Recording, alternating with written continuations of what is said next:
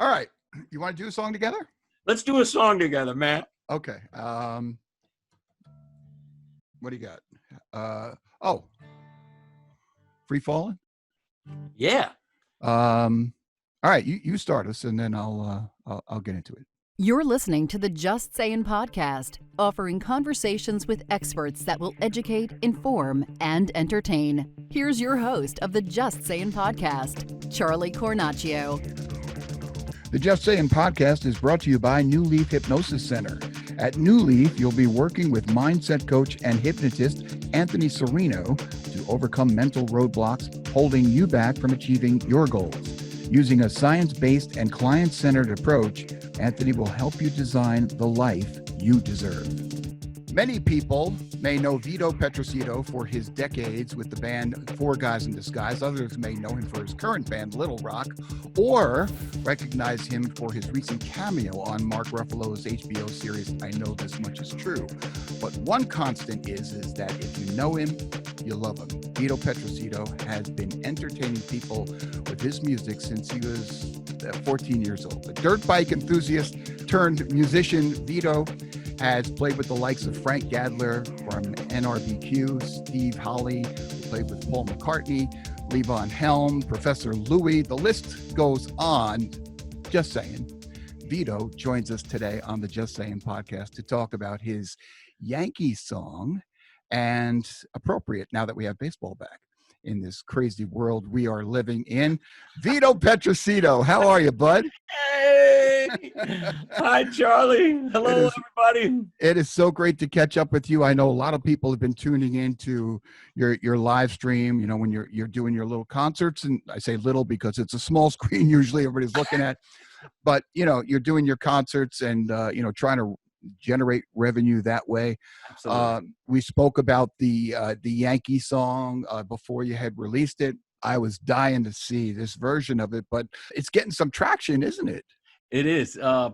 Boy, every day it just goes a little bit further, and right now it's making the sweep across many of the Yankee pages that are available on our social medias. So one by one, I mean, you know, you get kicked off of certain ones because they won't allow you to post certain things. But right. So now I've been asking the administrators more permission and, hey, do you mind if I post this? Which I'd say 99% of them are totally receptive to it. And then once it's posted, the people are going crazy over it. So yeah, traction is right. When you were thinking about, kind of redoing the song, were you trying to time it with the start of the baseball season, or was that just kismet? It worked out to, that's pretty much my kind of dumb luck. Kind of like I wish I was with it enough. But, when I did see, the fact that I was kind of putting together the new video for the song, and, I saw it all coming to be. And then somebody said to me, hey, it's only, or they're thinking about open, baseball season like in July. And it just clicked, and I was like, wow. So I didn't delay much or procrastinate much as far as putting the video and the song together. I said, well, then I'm going to, because that's all I've been doing since March 15th. The morning of March 15th, Sunday, my last public gig was March 14th back then. Now I've done a couple since, but that March 15th morning, I just saw the writing on the wall, what was going to happen for me personally, which is to sit in the house, and not work. And so I said, well, I mean, it's not that I looked at it like, oh, here's a perfect time to do those things that I always wanted to do, like a retirement kind of. It wasn't like that. It was like, wow, I better start hitting on all cylinders everywhere that I pop. So a music video here, a stream there, online lessons here, whatever I could do to survive. And that's what I've been doing ever since early March there, or mid-March.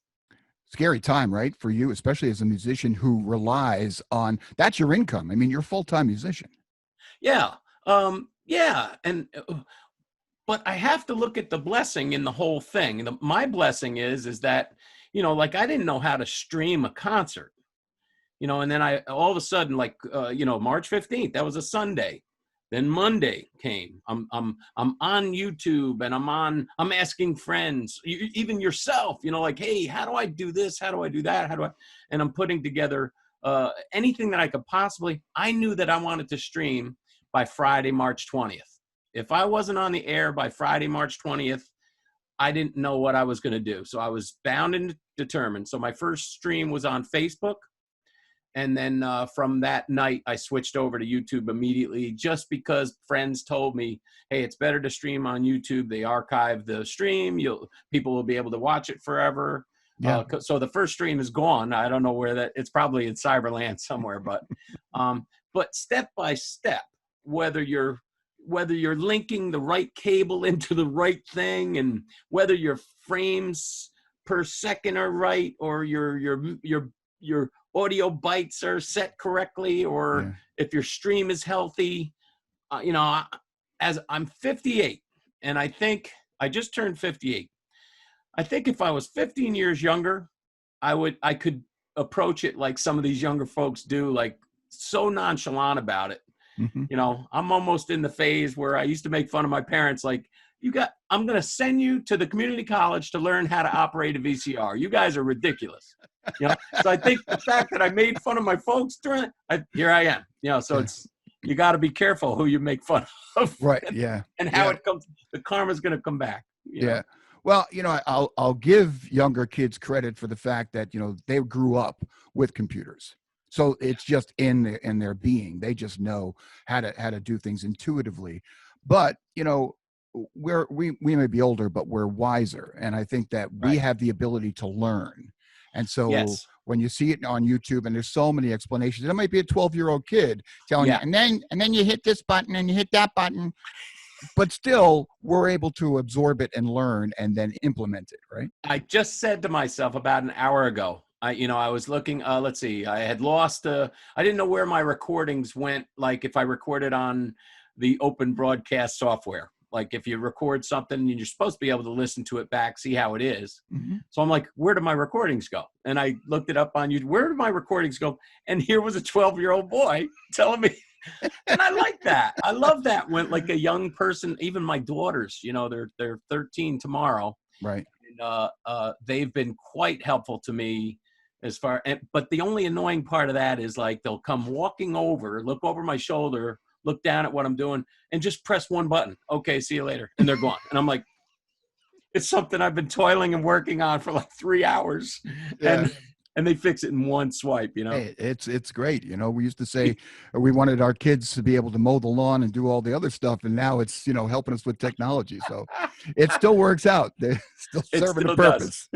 Yeah. So every week that has gone by in the stream, I've really loved, and it's been exciting in the way that, okay, so I want to make my stream sound better. What move can I make this week?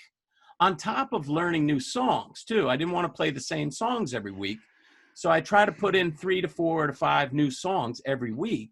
Yeah. Or pull out some of my old songs that I haven't done in 25 years, or play a lot of my own songs. It's been really cool. And when I get people chiming in on the chat, somebody might say, hey, the guitar is a little too hot, and if it was you or a trusted member of my peers, my colleagues, my counterparts out there, I'm going to trust it. But if it's coming from just some jamoke or something, hey man, the guitar's over. I can't, thanks, but no right. Thanks. Yeah. All right. So this Yankee Song, which is getting the traction that it's getting, you had an earlier version of the Yankee Song back in the days of Scott Brocious. Yes. Yeah. So why the revamp or the re-release? That's a great question because, I'm not a perfectionist, but I do like things that I might create to be good. So the first version was written that fateful morning on WPDH with Mark Cooper and Mike Colvin and myself. Right. We put together, they had these lyrics and then they expected me to pull an Elton John and put the music to it and start singing it. And it's basically what I did. And here's the thing. I mean, within the hour, I was singing that on air. I looked at the sheet, we put it together, I put the tune to it. I didn't know what I was doing, just shooting from the hip. And within an hour, I'm playing it live on the WPDH airwaves, you know, and it's like, you got a lot of nerve to try and pull that kind of thing off. So that was the first one. And then I remember in the couple of years to follow, that was 1998. Mm-hmm. And all of a sudden you start having to make changes to it anyway. You might have Derek Jeter voicing his opinion that he didn't like the line that we used in the song. And I got the call. So here's Derek Jeter trying to tell me. First, it took him 5 minutes to convince me that it was really him. But his problem was with the line, you'll always run the risk of feeling like a fairy when you get thrown out at first by Mr. Mariah Carey. Didn't dig it. You know, he wanted it changed. So it became, don't you try to run to first. You'll get thrown out by a meter because you just hit the ball to shortstop Derek Jeter, which he loved. Right. Brocious had the best line. Most teams' number 8 batter has hit, and that's atrocious. But not the Yanks. You see, he cranks, and his name is Scotty Brocious. You know? Right. You know, you guys, you know, the three of you, that was such a talented crew back then on PDH. Those guys really, you know, just, and, you know, Mark's passing, obviously, but those guys still are just very creative guys. You know, when you think, throw Tobin in the mix, and you know, and Colvin, you know, Mikey, they just really get it. You know, and they're just right off the top, smart and funny, and just really sharp. You know, so I would love to have been in that room just to watch how that whole chemistry was happening and guys contributing to the lines and stuff. But, you know, the song originally in 98 came out great, and this one is great as well. And you're doing great things with it, and good for you. Have you heard from any of the Yankees?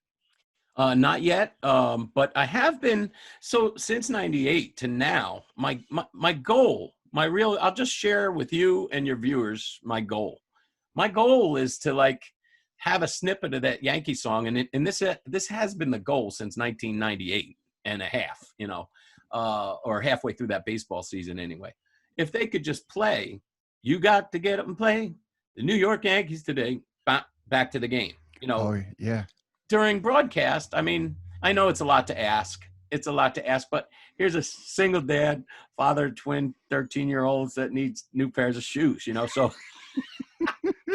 and it's a guy that, I'm 58 years old, and I swear I call this part of my life, the phase of this part of my life, my Hail Mary pass phase of life. I mean, I'm fading back to pass, and I'm going to throw a bomb, you know, and if my bomb is successful and I score the touchdown, I have retirement, I have happy, you know. But being a musician all these years, first of all, I didn't take myself seriously enough to think of myself as like a business. And, you know, so in other words, financially, I mean, it's, you know, it's not that I'm, you know, living in a tent, thank God, you know, but, you know, things could be better for the outlook of my retirement, let's say, or later on in life. Yeah. So, you know, I'm really working on these things. Now I've learned to, you know, I realize my value. I realize that I am legitimate. I am a business. The business of Vito is hard to run, and it's only one guy running it. And it's like, but now I have some help. I do have some friends and some business people that are helping me put things into place. And that's been really exciting too. They hold me accountable. They have me on, you know, I use a daily plan. I try to organize my week. You know, when Vito's not performing for you on a Friday night, and you know, toasting with the drinks and going wild, you know, we're having a good time. What do I do Monday morning? So Monday morning I wake up, I get to my business, which is either promoting gigs or pushing the Yankee Song video. You know, I spent half the day today kind of just putting that out there in places that it hasn't been yet. So it's really cool, really cool. Well, we will. Well, here it is. Let's put up the graphic for the link to the Yankee Song, and that's somewhere where you could go to check it out. For those of you who are listening to the podcast on Spotify or Apple Podcasts, just tell us where they should go to watch the video. They can go to my YouTube channel, which if you head over to YouTube and you look up Vito or whatever, you're going to find it. You know, if you're on the Facebook, if you head to my website, you'll follow the links from my website, iamvito.com. If you go to there's a specific page for the Yankee Song. Okay. And if you go to that Yankee Song page, I'm going to try to get a link going on that. I mean, you'll have a link within 45 minutes from now. So, Okay. I mean, that's just a good thing to know and good thing to do, but right. you know. All right. So once again, it's iamvito.com. If, you know, worst case, you can't figure out where to go, just go there and you'll find him and you'll find all great stuff. I'm surprised that you said that you didn't take yourself seriously. When I look at the list of musicians that you've shared the stage with, and I mentioned some of them in the open, those are heavy hitters. Yeah. You know, like I have to thank my friend Willie Amrod. Willie Amrod, a local legend, you know, from Upper Red Hook, Germantown area. You know, and he creates his own music, but you know, he's been in touch with all these huge artists, and he has put me in these situations, as well as my friend Rob Robinson. Rob Robinson is a local legend himself. These fellas, and I'm sure that there's some more people that I might be leaving out right now, but they have just blessed me with these opportunities, whether it's playing with Merle Saunders of the Jerry Garcia band. And, you know, that was just an amazing phase. Thank you, Rob. Playing with Buddy Cage from New Riders of Purple Sage, who has since left us. Trying to think of Pete Seeger, you know, like Rob was responsible for getting me on stage with these fellas and beyond. I might be forgetting some of the things. Now, Willie put me in contact with the James Brown horns. So Pee Wee Ellis, who was the Man's tenor musical director for all those years, and also as well as James Brown's tenor guy too. So Fred Wesley, you know, Fred Wesley's James Brown's musical director. And, you know, so here's Willie. Willie is like, I mean, it's like those guys really have this kinship. And I really have to thank Willie up and down for putting me on tour with, let's say, Fred Wesley in Southern Germany or Europe, and working with Pee Wee and Fred and Maceo Parker in the studio. You know, like these are crazy things. And then, of course, Frankie Gadler with the NRBQ bunch. That whole connection is that's an interesting thing in itself. You know, being in the studio with all those guys. I co-produced Frankie's kind of his comeback record. It's called "'Cause of You," but it's Frank Gadler and the Amrod band. And Willie was another co-producer, as was Danny Sheehan and Frank Gadler himself. And it's great news for NRBQ fans. Yeah, the NRBQ fans are calling it the piece. It's definitely a piece of the puzzle. That's what they call it. It's definitely a piece of the puzzle. Nice. Yeah. So the NRBQ fan, like myself, I'm a Q head from way back. I'm surprised I didn't faint during those. They're like my Beatles. I know. So when I speak to Terry Adams of NRBQ, which is a rarity, but you know, the last time I spoke to him, I asked him for 5 minutes of like, can I just blabber in front of you, like, and make no sense at all? And I said, because it takes me, you know, like, give me 5 minutes or whatever. He said, well, we got to be 2 minutes into it now, right? So I'll give you 3 minutes. And then I was able to have a decent talk with him or whatever. I've always been starstruck. You know, I've always been starstruck, but I tried to come out of my starstruckness a bunch of years ago, just because you really needed to, you know, in this I Know This Much Is True film. Yeah. The series for HBO. You know, getting that gig was something else. And I didn't get nervous one bit, which surprised me. Tell our audience how that came to be. This is an amazing thing. And this is how HBO worked in our Hudson Valley in the last couple of years. They were, you know, mysterious. They were kind. They were generous. There was all kinds of beautiful things going on there. But Derek Cianfrance, the director, producer with Mark Ruffalo, but Derek Cianfrance saw me performing at the Vassar Warner home in Poughkeepsie in December of 2018. And I was playing the 86th birthday for this woman named Soyuko.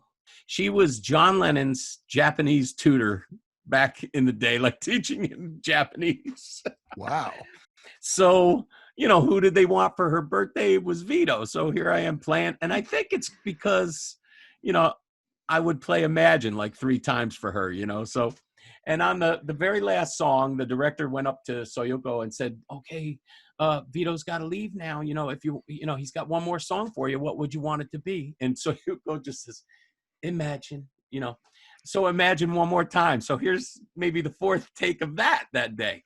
But what was different about that take and the first take that I did that day, like Imagine 4 times, the last one, it was the last song.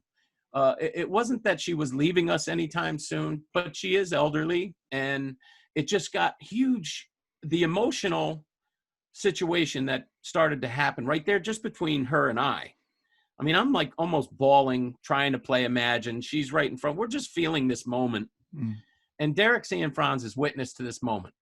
So he's like looking at it, and I really believe, and he can correct me if we're wrong, I really thought that he saw that moment and created the scene that I would eventually play, and I Know This Much Is True, right on that spot, right? Really? I mean, I actually set up in the same spot. It was the same room when we eventually got to filming, and it was kind of the same situation. It was really, really a beautiful thing. And, you know, so they were there that day in December of 18. Do you know what they were doing there? Were they scouting? Or They were actually scouting for locations and scouting other things as well. But I had no idea that was HBO in the great hall around the corner. I did see a large group of people, and I was wondering what they were, if anything, they were bothering me. Like, listen, we're trying to have a party here. What's going on? And so then, you know, the following year came, and Vassar Warnerholm called me and said, hey, you know, HBO is looking for you. You know, do you mind if we give them your number? And I said, absolutely not. So they gave them the number. I'm still not hearing any phone calls, nothing, you know, or maybe if they tried to call me, I don't know, maybe I missed the call or something. But so it came down to, I was reading a Poughkeepsie Journal article, and I think the casting person for HBO's I Know This Much Is True was looking for a certain, you know, like certain type of person. But she put her email in there finally. So I grabbed her email and I sent her a couple of my headshots and said, I just put in the subject, you know, are you still looking for this guy? ?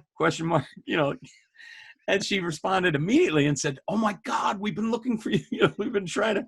I was that guy. I wasn't Vito. I was that guy. You know, we need that guy, you know? So long story, even longer. She says, we need you next Wednesday and next Thursday, which would have been July 10 and 11 of 2019. We need you next Wednesday and Thursday. I said, I can be there Wednesday the whole day. But Thursday I got to leave by 5 p.m. Oh no, we got to have full commitment. I said, okay, then sorry, I can't help you. So it was done right then and there. But this was before July 4th, you know, and but July 4th, you know, the director and the casting people got in touch with me and said, what can we do to make this happen? Because I need you. You know, he needed me. Derek Cianfrance needed me, that was a wonderful thing. And if I didn't start believing or taking myself seriously then something's wrong with me. Right. So as soon as he said, I need you, I said, all right. Yeah. I said, I can be there Tuesday all day, Wednesday all day, Thursday I got to leave by 5. He says, how about if we film Wednesday? Thursday, I'll let you leave by 2. I said, that's going to work for me. Yeah. So that's how it kind of panned out. And that was July of last year. And they had me come in 6:45 a.m. on July 10, I believe it was. All right. Which was a Wednesday. So you came in and what'd you do? Sit around most of the day like people do? This was an interesting thing. I knew that I didn't want to do that. And I actually told them that too. I said, listen, if I'm going to be in a holding room for, you know, even though you can't really tell them what to do, and almost like recording music too. Like if we're in the studio recording music, there's been tons of times where I spent the night on a couch or two in my life, you know, or in a bedroom that they might have. You know, you're living there until you get things done. Right. So I wasn't going to push around HBO, even though I talk a mean game like I'm tough, you know, or whatever. But I wasn't going to push them around. But So I got there at 6:45 and I went to check-in. You go to check-in first. I don't know much about the movie business. It was really cool to learn. Yeah. And check in. And then the guy's got the clipboard and he's like, Petroccitto, how do you spell that? I'm like, Petro. And he's looking down. He's in the deep, dark pages. I'm like, man, I think I'm like number one, bro. And he's like, you can't be number one. Number one principal actors. I said, I think I'm number one, man. And he's looking down. 5 minutes goes by, 10 minutes goes by. He indulges me and goes to the front page and he goes, oh my goodness, you're number one on the list. Oh, wow. Which means he's got to get me to wardrobe. He's got to get me to makeup, and he's got to get me on set. I'm the priority. Whereas, I looked on the list, Mark Ruffalo was number 3, which was cool. I'm like, all right, so I'm top priority, even though Mark, that man, I can go on about him too. Brilliant, genius, You spent some time with him, some quality time with him. I did. It was really cool. It was kind of, it was quality yet brief. We were putting this holding room together. I get done with the check-in and then I head up to, on set, and the director comes up to me, he says, you don't by any chance know Bridge Over Troubled Water, do you? And I'm like, no, I don't. And I'm not going to play that with a 10-foot pole. It's just too big for me. I pick songs that are like within my realm, within my voice. I've never considered myself to be like a Robert Goulet or some fantastic vocalist. I just sing. And I like to sing things that are probably within my grasp, certain things that are push it beyond, like the James Taylor song. I have too much respect for James Taylor, to murder one of his songs. And the same thing with Paul Simon. I have too much respect for Paul Simon to murder, or Garfunkel in that case, but that's what he wanted because that's what he created. And I said, he said, how long would it take you to learn it? I said, how long's the song? Like, where can you put me to? So I get put in a small room to learn the song Bridge Over Troubled Water. And they called me out to set again. They had to get some lighting or whatever. But the second visit back to the room where I had to get to work, Mark Ruffalo was in the room. Now we're both being held in this like 12 by 14 room. It's like small. He says, hey, my name's Mark. He shakes my hand. Hey, my name's Vito. And do you mind if I get around you? Because I got to learn Bridge Over Troubled Water, Oh, you're the musician, And I'm like, yeah, I'm the musician. So now I'm sitting in the corner with my back to him, trying to learn one of the biggest songs in American history, and I'm trying to learn it. And he's talking over my back. He says, hey, what kind of guitar is that? I said, it's a Taylor guitar. He said, oh, I just bought my guitar. I said, do you mind? I got to learn Bridge Over Troubled Water, man. And I'm going through it. But he was very encouraging, very loving. And, man, that really sounds great. You're a real musician, I said, that's what I do, And he said, man, you sound great. I think this is going to sound great. And there we went. And then we got brought out onto set and started running the scene. I didn't know if they wanted me to do the entire Bridge Over Troubled Water or not. But it turned out, that we did it in bits and pieces, but there were probably 6 or 7 of the 17 takes that were the song in its entirety. But there were like the first 3, I remember the first 3. The first 2, I got some cuts, for other reasons. I think everything was going smooth. Right. And you just get cut, because they're going to do something. Yeah, they got what they need for that. Something like that, some kind of lighting issue, or maybe not even an issue. Maybe they're just filming something else. Right. You don't ask questions. Derek Cianfrance, the director, is sitting right to my left on the floor next to me. So while we're both on automatic pilot, I'm on the musician singing Bridge Over Troubled Water for HBO series. He's the major director, award-winning director for this series. We're both on automatic pilot, and we're having this discussion between ourselves. It was one of the most fulfilling, rewarding discussions I've had between me and another man. We're finding out, how did you get started in music? Well, I did the same thing as a kid in film, and how are your kids? Like, oh, you have kids, do they want to be in the thing too? And I'm like, I don't know, maybe I don't, but we're having this.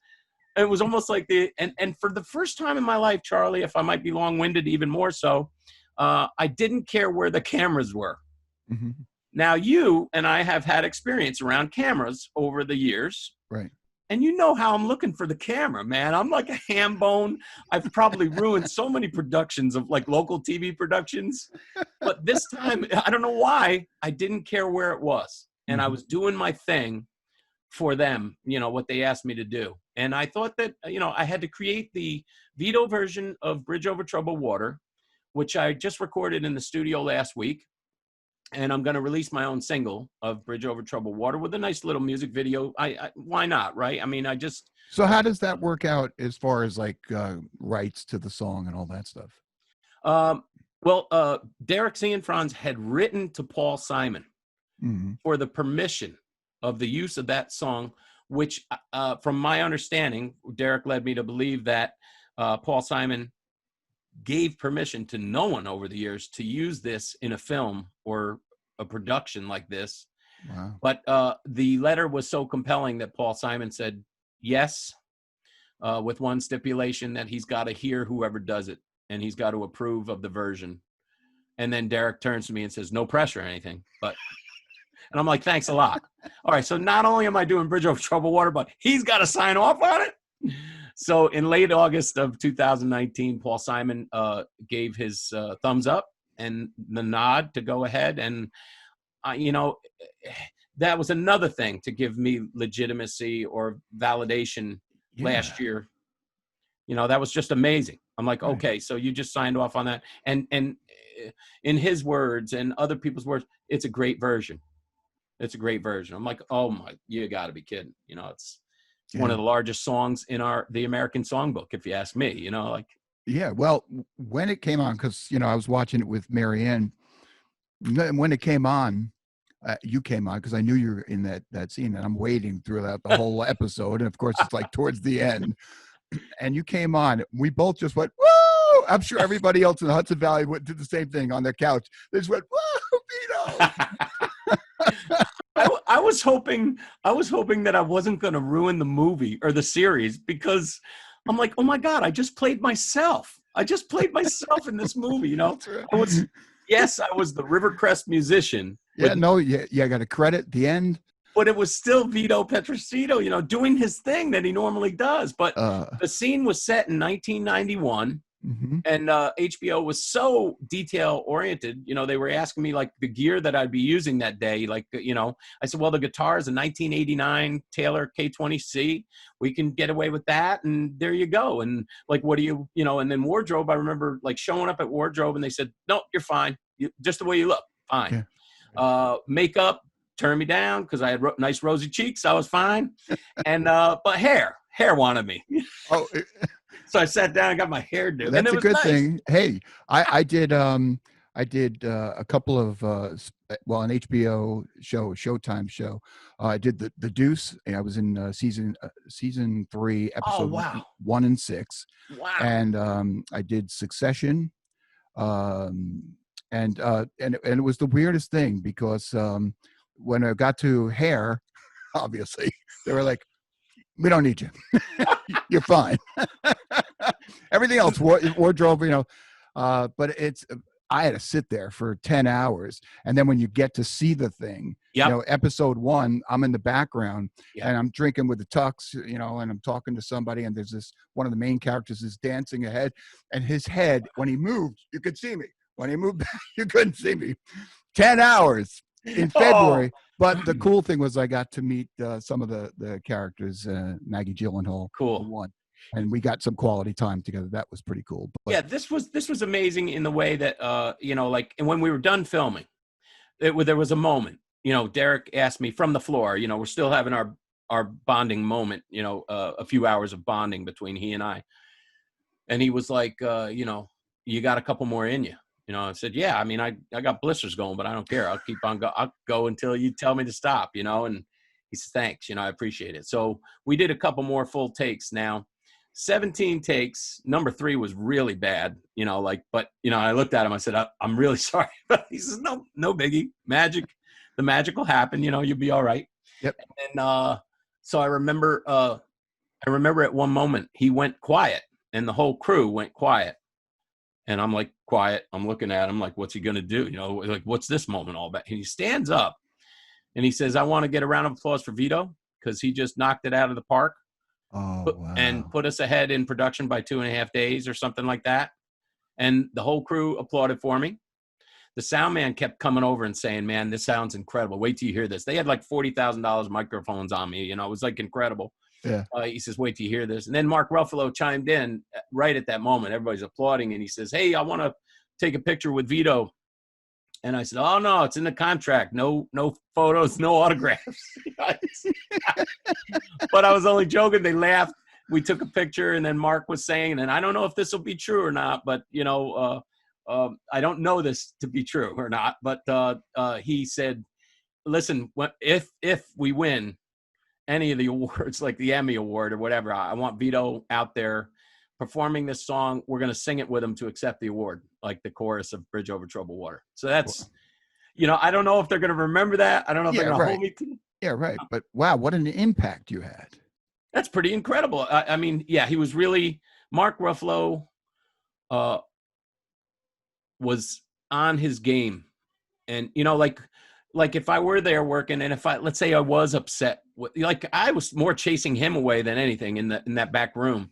But, you know, if I was chasing him down for an autograph, he was doing his work. He was Dominic. He was so Dominic during that day. And he was kind of in character, but he would come out to be Mark Ruffalo for a moment, but he would pretty much get back into the character. And I don't know, he was inspiring to me on many different levels. And so was Derek Sanfranz. That guy is probably one of the most beautiful people I've ever met in the world. Same with Mark. And the two of them working on that series was just an amazing thing. So, you know, I have to thank Rita Powers too. Rita Powers was that casting person to get me in there. I mean, she was, if it wasn't for her hunting me down, right, and I'd have never been there. So Rita, thanks a lot. Awesome. Yeah. Let's get into your playing. You know, you people who know you know that, you know, you are gregarious. You're just a lot of fun when you're playing. But, you know, I mean, you had a lot of crap going on in your life at different points of your life, like we all have. Yeah. Does that get to you when you're playing, where you feel, you know, you got whatever happened that day and you're trying to push through it to perform? Or does the music and the performance be the medicine that gets you through that? That's an interesting question. I think it's a little of both. Or sometimes maybe sometimes it will be the medicine. And sometimes I'll be angry enough at something where I just invest my full self into that night, and I will push through no matter what. So the perseverance kind of thing. But the medicine, I'll speak for the medicine first. Like, you know, I was flooded out with Hurricane Irene here at the house back in 2011. So we were out of this house for 8.5 months, waiting for it to be rebuilt. I lost everything but 2 bedrooms, you know, to play my little fiddle for you. But I remember that was Sunday into Monday. And then the flood had come and then started to subside, and the damage was just devastating. So I had a gig that Thursday with The Difference at Schlesinger's down in New Windsor. And I didn't know what I was going to do. I lost my amp. I lost my stuff that I play with, you know. So luckily, Joe Pallo, my good friend, you know, he's like the Radar O'Reilly of the music business. If you need, hey, I need a case of scotch, he's going to have it. You know, hey, I need a new amplifier, he's got it. You know, so he had me covered. And I remember playing that night, but I don't feel like I was really there at Schlesinger. I felt like I was on I played, and then they told me that I played like they've never heard it before. You know, like, so the medicine was working, and it got me back. And I remember about being halfway through that gig, and I had a smile on my face, and I'm thinking about my girls. I'm thinking about what are we going to do? This is crazy. I had retreated or you know, sought refuge at my parents' house in Hyde Park with my whole family, which was crazy to just bomb in on them, elderly folks. And, you know, they don't need a whole family barging in on them for 3 months or whatever. But, you know, so I remember it just feeling, you know, like it was going to be the medicine to get me through, as it was the medicine when I was in middle school. I had some rough times as far as being accepted. Like I said, it took me a long time. It took me up until the last few years to feel like I measure up. as strange as that might be, and I know that a lot of my fans, they poo-poo that. They don't want to hear that. You're Vito for crying out loud. But listen, I'm entitled to my feelings of a human being, and if it took me that long, but like Big Al Anderson of NRBQ says, I feel like I'm right on time. One of his songs, he's like, it took me a while to get here, but I'm right on time. Yeah, right. I love that. Yeah. Let's get into some lessons that you're giving online, right? Through YouTube or. Yeah, I do via Zoom. I do online guitar lessons. I do solo lessons, and I do these workshops. The workshops have been very successful. As a matter of fact, I can't get rid of these people in a great way. Like I signed up this, for instance, my example is this. I have this Essentials of Lead Guitar workshop, and this started months ago now, like back in March. I start this Essentials. We get to the fourth. There's only 4 sessions, and we're done. See you guys later. Blah blah. They wouldn't have it. They pushed me into phase 2, happily pushed because they're paying for the session, so no problem. They pushed me into phase 3. That's another 4 weeks, and they pushed me now. I'm just finishing phase 4, and that's another 4 weeks. Which I guarantee that next Saturday they're going to push me into phase 5. And then Essentials of Beginning Guitar, the same thing. We just got done with our first 4 weeks, and this past Saturday they pushed me into phase 2, which starts Saturday. I'm like, you guys are really, but I guess they're enjoying it. I love to teach. I have a huge passion. I like I say, I'm trying to get it as close to pill form as possible to make the generic folks that are yearning to learn. I want to give them what you and I experience on the stage. I mean, I'm sure that you've had those euphoric moments and, the communication between band members, and it's not by talking, like those when you're in a pocket. Oh, and I mean, the James Brown horn guys, Pee Wee Ellis and Fred Wesley and Maceo, but I have more experience with Pee Wee and Fred. We were rehearsing for a recent show at the Falcon with Willie Amrod. It was and the show was phenomenal. And the year before, the show was phenomenal. But we're rehearsing for this. These guys rehearsed like this. They're sitting there, and everybody's got their instruments, and you might hear this from Pee Wee. And it's like, what? Like, what? They don't speak.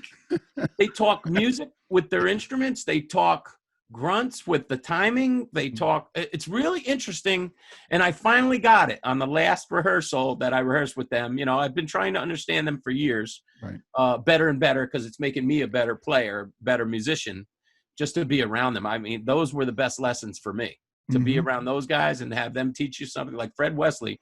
Fred Wesley taught me funk.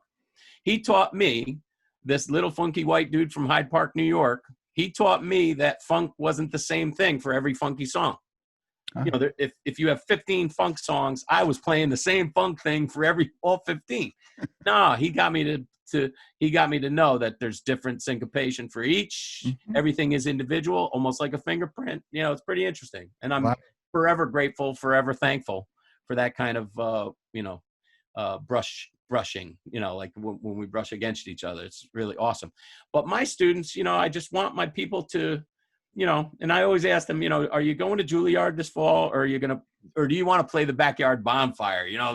Come on, let's have some fun with this, Yep. If they are attending Juilliard or another music school or whatever, that's another approach altogether that I would take with that student, but for the most part, I got a bunch of fun-loving people that just like to, they want to learn all those classic tunes and acoustic guitar and, lead lines and blues, and what makes all that stuff up, so pill form is like, I've got my methods nowadays. I've got my own methods that I've created over the last 40 years or 35 years. And, I'm going to start putting them to film too. I think I'm going to start releasing little snippets on my YouTube channel. Yeah. Free lessons, like a lot of other instructors do, same thing. But I'm going to, if you can't beat them, join them. I'm going to jump in there too, because I've got something to offer. Absolutely. So I think it'd be, and I'm going to call them quick hits. So your quick hit quick hit number 1, quick hit number 2, 3, 4, 5, all the way up to 55 or whatever. But handy little hints. And then if you want to take lessons from me, that's fine too. So People want to take lessons from you again, they can go to your website and sign up through your website, correct? absolutely. If you go to iamvito.com and then go to the lessons, there's a lessons page altogether. So Yeah. it's so weird, the website. And I've been, like I mentioned before, I'm working with these savvy business folks, my friend Terry Scheinzeit. I have a very good friend, Susan, that I work with too, as far as advice. And they're trying to just keep me on business level, and they're just inspiring with the ideas that they're not only the ones that they come up with themselves, but they inspire me to think outside the box and get going, especially during this time of the COVID pandemic. So now's the time to think. If there's a musician out there, now's the time to just make some other moves. Just see how else you could possibly pull in revenue rather than your comfort zone. So I'm way outside the comfort zone. Yeah. But I think that this, a silver lining in this COVID thing is that it opened up a lot of doors that wouldn't necessarily have been open because you wouldn't have paid the attention to it. That now you're realizing the power of Zoom and how you can actually reach somebody across the country and be able to give them a lesson that you would not be able to if you were at Let's Jam, right? Yeah, So, yeah. right. Yeah. So, I mean, there's phenomenal attributes to and benefits to what's been, otherwise a crisis. Oh, I can't believe I'm teaching in North Carolina. I'm teaching in West Virginia. I'm teaching in California. Yeah. My streams, I'm performing for people all over the United States. Right. Matter of fact, we have them chime in on the chat every day. Vermont's here, Florida's here, Right. Arizona's here, Idaho's here, Minnesota's here. We got all these people chiming in. We got Canada, Mexico, and Australia and Italy. Wow. As of recent streams. So, yeah. I mean, that's just crazy. I've been enjoying, and then it's people that I haven't seen in forever too. And this gives them, and as a matter of fact, one fellow was saying a few weeks ago, well, the gigs are probably going to come back and you're probably going to just leave us on, I'm like, no, on the contrary, my friend, right. I think I'm here to stay. I think this streaming thing is here to stay. Yeah. You bring up a really good point, and that's the dimensional aspect of a musician. So let's say, typical musician, people who aren't musicians, think of them as, well, they're kind of just creative. They're out there. They're, hits at 2:00. Well, I'll get there at like 5 of. No, I didn't really listen to the song. No, I didn't rehearse it. And, it's just, kind of just out there. And then there's the business side of, yep, got that down. I got to do this today. Got to get that done. When you can merge the two, which you are doing, you can merge the two, you can become a very powerful force. You agree with that? Yes. Yeah. The fact that I'm taking myself more seriously now, realizing my value, has led me to, I've had some pretty strong discussions and people trying to hire me recently, where I would probably just take the gig no matter at all costs and try to just bend over and do whatever they want me, but now it's like, let's see, I had 2 gigs in the last few days where it just wasn't to my, this is my rate. Listen, wonderful opportunity. I really thank you for the opportunity, but I'm going to have to pass because these are my rates. And, when I was playing for you pre-COVID, I was at a discounted rate anyway. So right. To go any lower now, so, see you later to that, or if it just wasn't to my, it just wasn't up to these new standards of mine. Now I have new standards, and it's not like I'm trying to get rich quick in the next, or taking the advantage of a pandemic or something. How can you take advantage of that? This is like crazy. Mm-hmm. The only thing that you can do during this pandemic is to reinvent, recreate, stay resilient, try to do the best you can at keeping above water. Which I like to think that I've done so far, but it's scary. It's like up and down, but I've got a smile on my face because I'm proud of everything that I've done since March 15th. Every week has gotten better and better. The outpouring of love from a lot of my peeps, a lot of our peeps that we play for music.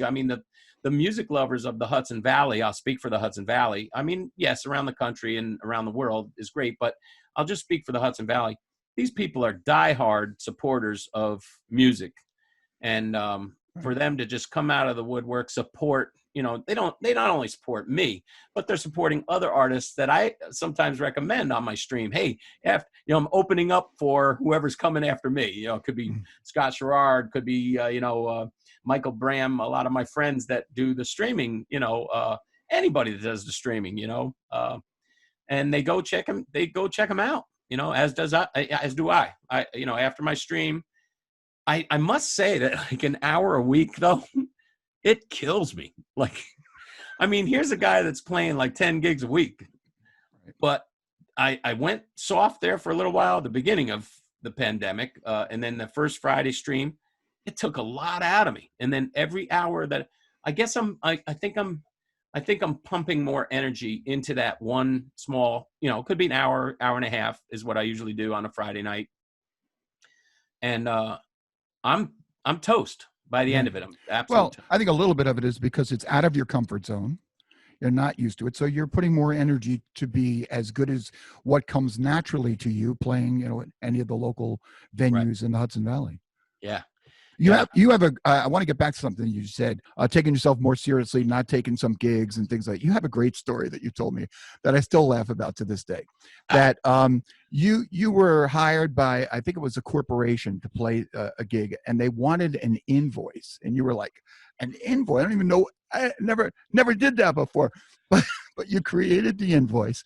And tell us the story as far as like what you decided your rate was going to be. Is this the one where I'm on the phone and I'm negotiating for myself? This is a corporation. Yeah, it's a weird amount. Oh, that. Okay. All right. I have a technique, and my technique is to, if I want to make $1,200, I'm not going to put $1,200 because you're not going to see the $1,200 if you put $1,200. But if I put $1,243.37, then the purchaser getting that contract is going to look at it and go, oh, this guy's got his stuff together. Like there's no doubt about it. I mean, at $1,243.37, he's got every penny figured out. So there's no reason for me to go asking him now, $1,243.37 is a little bit too, it's too. But if it was $1,200, you're gonna get the battle every time for $1,200. Right. I thought you meant that this story, like I was trying to negotiate. I didn't know what it was. Like, what do you make when you play for a corporation? I had created some songs for them anyway, like parody songs, and they said, we need you to come to our national convention and play for us. And so I'm on the phone, and he says, so what do you have to get for 75-minute set, to play the songs that you created for us, which I made a lot of money on those songs anyway. Now they want me to come play them live. And it happened to be in, it was over in Rhode Island without giving too much detail. And I said, well, they were going to fly me there, put me up or whatever. I said, well, I happen to be on tour. I happen to be on tour in that area, so no need for the plane. So I'm thinking that I'm going to make more money if I eliminate the plane. And then I said to him, how does? I think I said $5,000. And the guy says, I'm on the phone. I said, $5,000. Which is a rarity for me. I would normally go 51, 43, and 37 cents, according to my technique, but I wasn't used to using it then. So 5,000. Oh, that's very reasonable. I'm like, I cut the phone. Oh, reasonable. Oh, you mean to tell me I could have told you 10 and gotten away? But I just don't know a lot, even with touring with people like around, and I haven't done that many tours, but I've toured. I've been hired as a side guy to go out on tour with various artists. And I just don't know, like, what do you charge for that? And I've asked some of my big friends, that have played for major artists, like, what do you, and it's like, no one seems to know, but I love, Sloan Wainwright was asking me one time, and I love Sloan Wainwright. She's a good friend of mine. That's Loudon's sister and the aunt to Rufus and Martha of the Wainwright family, royalty in the music business, if you ask me. I mean, I'm just a big fan of Sloan's, and so she's asking me to kind of do a little tour with her down in Florida, and I said, Sloan, I don't know what to, she's okay. Take a couple breaths. And this is what you want to do. We're going to hang up, and you're going to figure out what you're worth per day. And then you're going to call me back. You're going to give me a price. And then if the price is too much, I'm going to haggle with you. If the price is down, then everything's good, you know? So I said, really? Call me back. All right, see you later. And I got up. So she actually, Sloan was responsible for teaching me how to do that. I called her back and I said, such and such an amount. She said, that sounds great. I'll give you half of it before we go, and I'll give you half of it when we return. That sounds terrific. I'm like, oh man. And what I ended up doing was I figured in lessons. I figured in gigs that I'd be missing. Yeah, I figured in family time. I figured in my daily worth, you know, or whatever. So it was pretty cool. So as long as you know where the number's coming from, you can give it out with more confidence, right? Yeah. I think a detailed list of those numbers makes it easier. That's in case somebody's listening that might be going through the same thing one day, you know, like it's a really cool thing. Yeah. Good information for people. When you're writing songs, you know, everybody always asks, do you write the music first? Do you write the words first? And I don't know that there's an answer for anybody has the set method, but in your particular case, when you're writing a song, is it that the melody pops in your head, or the word rhyming pops in your head, and then you got to run somewhere and try and get that recorded and get that documented so you don't forget it? Or do you sit down and say, okay, let's write a song? Yeah, I try to do the sit down, okay, let's write a song routine, but those plans are often foiled by what's coming through you. The muse is on its way, and it's just going to have its way with you at times. So there are some times like where I can't believe that I have various like my favorite locations to kind of sit and write. Some are along the river up in Hyde Park, Statsburg. I just love to get down. That's where I'm born and raised. So I know those river spots. You know, I always wanted to be a river rat. Those were the kids that grew up on the river. Yeah, I was always a wannabe river rat. So I guess I still am to this day. You know, like I want to be river rat. But you know, I'll sit there and you know, and then I intend to go finish the song that I started a few weeks earlier or something. I'm going to finish this song. Then you sit down and you look at the scene, and something entirely different comes through you. And I mean like a Mack truck. And sometimes I've been hit, you know, I've heard songwriters, you know, say this, that, you know, sometimes you could sit down and the whole song will come to you. The whole entire lyrics, music, the whole works. And that has happened to me on a few occasions, which, there's not a problem with it, but the perplexing part of that is I don't understand some of the lyrics. Like there's one song, if you'll indulge, do I have time, Charlie? Actually, because I was hoping that we could actually play a song together. So, I would love to play a song with you. Maybe we could do a song together. Please. I just happen to have a guitar sitting right near me. So show me your thing, and then. So I mean, you know, this chorus. I'll just play you the chorus. Scattered memories. My mind plays games and it bites the hand that nurtures every tiny cell it controls. Those weren't words that I was sitting there thinking about. So, scattered memories. My mind plays games and it bites the hand that nurtures every tiny cell it controls. Are you kidding me? So I don't know what that is.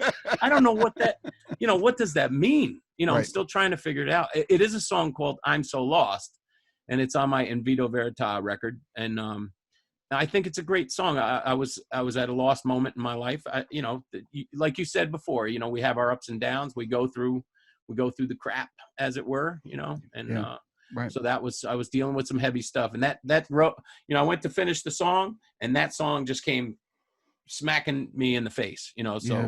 So sometimes it's from words. Sometimes I'll come up with a concept, maybe a wording, and then add the music. But then there's other ones that just come from music, period. My Red Rooster Cafe was a song that I'm at the Red Rooster Cafe and I'm having breakfast, and I've got Randy Shalanti, the drummer for the band, on my mind. I mean, I love his playing. And I've got Randy in my mind playing like a second line New Orleans beat.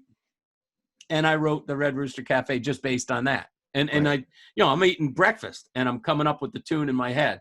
Head home, get in the studio and try to put it to recording or at least start working things out, Yeah.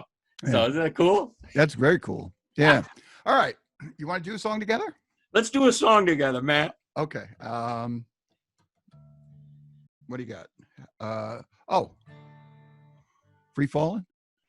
Yeah. All right, you start us and then I'll get into it. All right.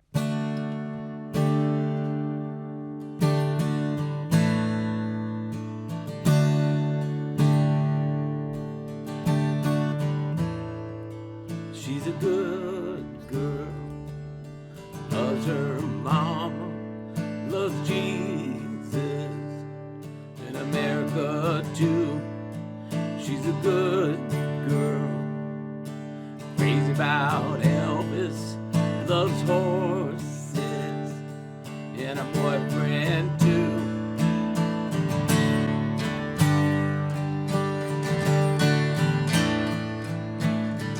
It's a long day living in Reseda. There's a freeway running through the yard, and I'm a bad boy, 'cause I don't even miss her. I'm a bad boy, breaking her heart. Well, I'm free, free falling. Yeah, I'm free, free falling. And all the vampires walking through the valley move west down Ventura Boulevard, and all the bad boys standing in the shadows, and all the good girls are home with broken hearts. Well, I'm free, free falling. Said I'm free,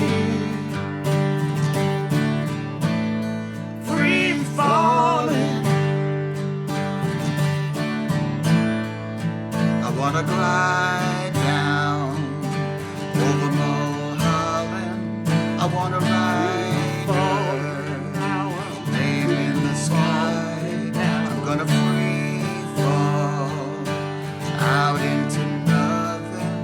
Gonna leave this world for a while, and I'm free,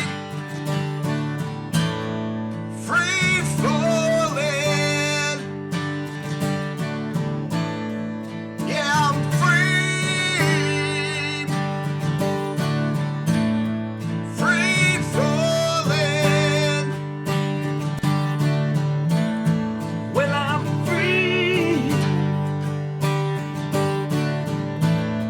free falling. Said I'm free, free falling.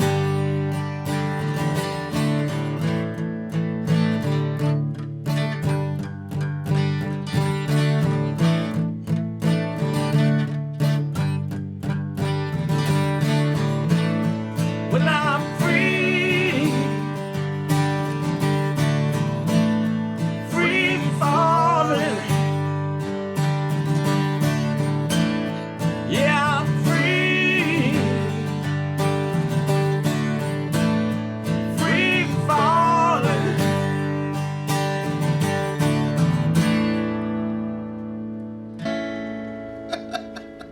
I didn't know we were switching Yeah, verses. yeah.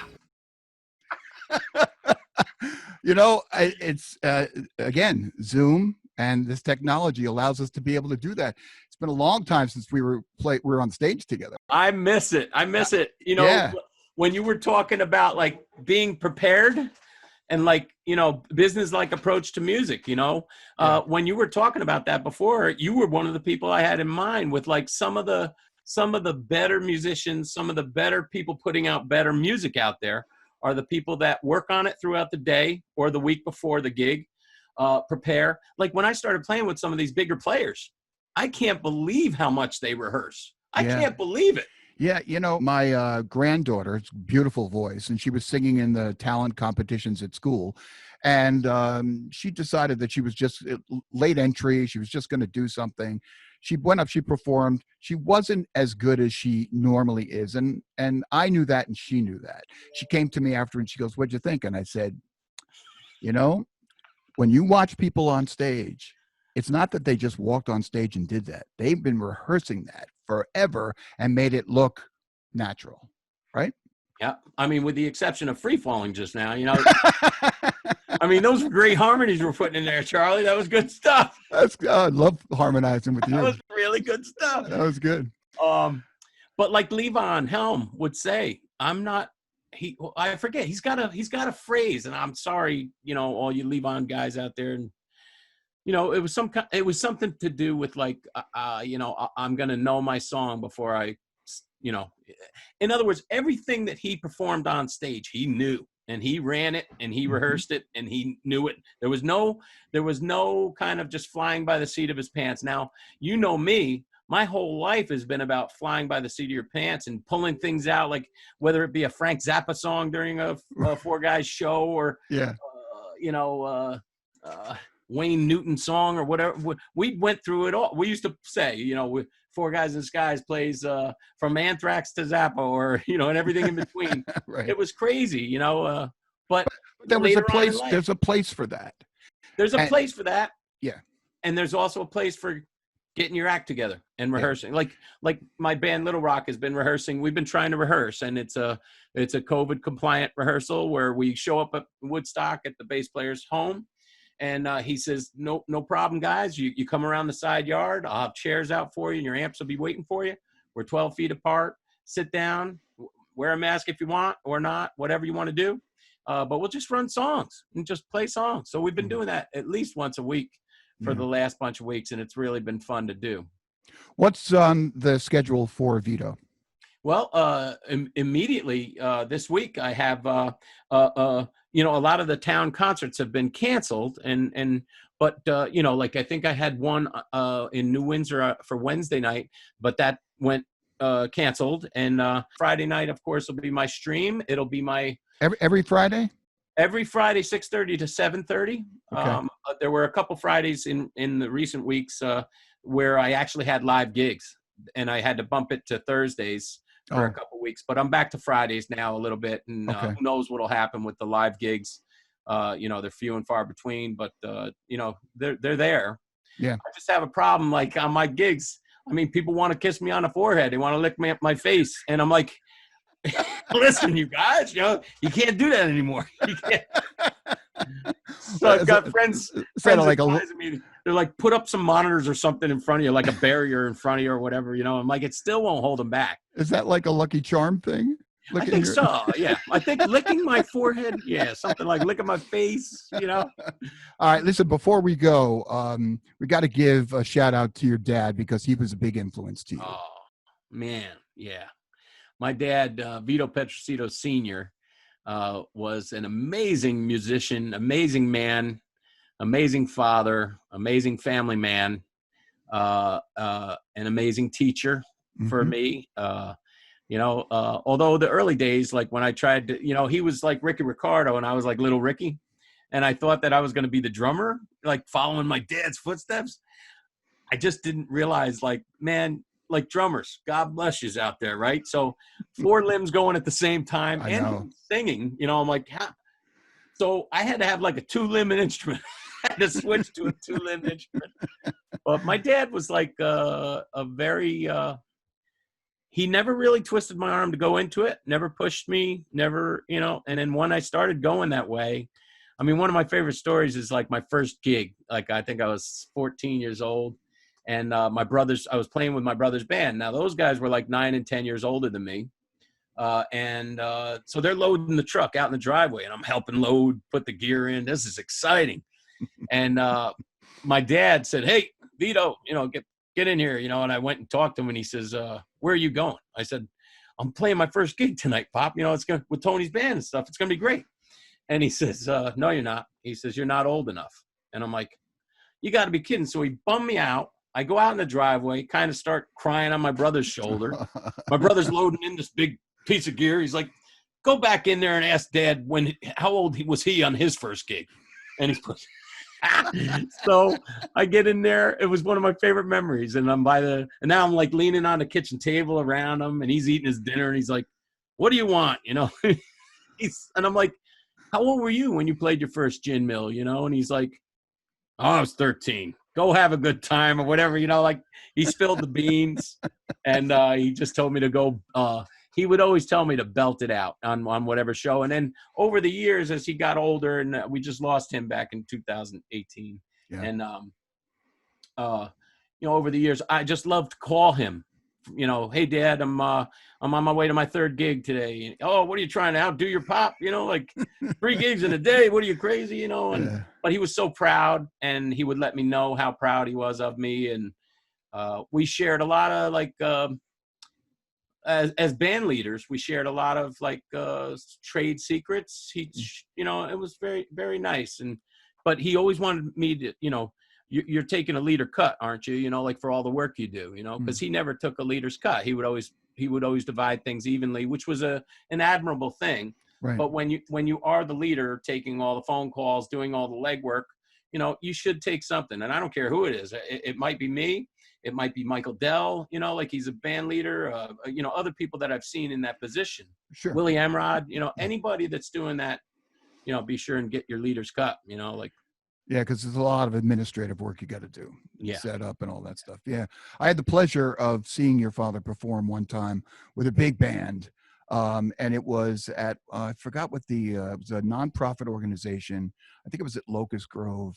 Absolutely. And I saw him, and I was just like, I could see you in him. Wow. And I was just like, man, how cool would that have been to be growing up with that guy? Oh, I mean, he was awesome. He was so cool. And one thing I found out during his passing, the funeral and the wake and all that, I found out that he was kind, generous, decent with everyone. There wasn't a single blemish on his record. Wow. As far as now, like in music dealings. Yeah. And even in bandmates, you're going to have your moments. Things are going to be hitting and you hate each other or whatever. And then you kiss and make up later, but you've got these disagreements. It's crazy. My dad, not a one. Yeah. And I remember a lot of the phone calls, if there was a discrepancy or, he would call and really calmly discuss with a bandmate that he might have been having problems with, or a venue that he might have been having a problem with. Right. Even the hecklers would be like, because I roadied for my dad when I was 13 or 12 or 13. And I would see the guy come up and, "Hey, you know how to play So Far, Far Away?" Or "Hey, don't you know how to blah? What'd you do with the money your mother gave you?" All those jokes, My dad would be drumming, singing. "Oh, yes, sorry, sir. It's okay. Don't worry." Yeah. And he wouldn't get walked on, but he just treated that heckler, right? Which hecklers, I got to warn you that, at a combined weight of 1,248 pounds, Little Rock will come out and kick your little rear end. Same with 4 guys. I don't put up with the heckling, which that's one thing about me that my dad didn't like. He says, "You got to calm down." I said, "I'm not calming down. I'm standing for all musicians. Just be decent out there in the audience, you know?" Right. Just be decent. Yeah. Well, this was great. So great catching up with you. It's such a great pleasure to play with you under these circumstances. And I hope that we get to see each other live in person soon. Me too. Keep things going. IamVito.com. You can get a lot of information. You can get lessons. You can learn about the Yankee Song, the subscription for that, his live stream, everything is right there. So support local musicians, support this guy. He's been supporting the Hudson Valley with great music and storytelling for a long time. And he's now doing it to the rest of the world digitally, as we say. So Vito, thanks so much. Great catching up with you. Thanks, Charlie. Thanks so much. All right. Well, that will do it for this edition of the Just Sayin podcast. Be sure to subscribe to the Just Sayin podcast with Charlie Cornacchio channel on YouTube so you never miss a new podcast, or go to your podcast platform and subscribe there. Next week, Lynn Dalton of the Dyslexia Solution Center will be here. She will be talking about strides made in dyslexia in early detection and solutions, advice, and tools to use for this learning and thinking disability that affects a big part of our population of both young children and older adults. In the meantime, thanks to our sponsor, New Leaf Hypnosis Center and hypnotist Anthony Serino, who will help you design the life you deserve through a science-based and client-centered approach. Thanks for tuning in to the Just Sayin podcast. Stay safe and be kind. We'll see you next time.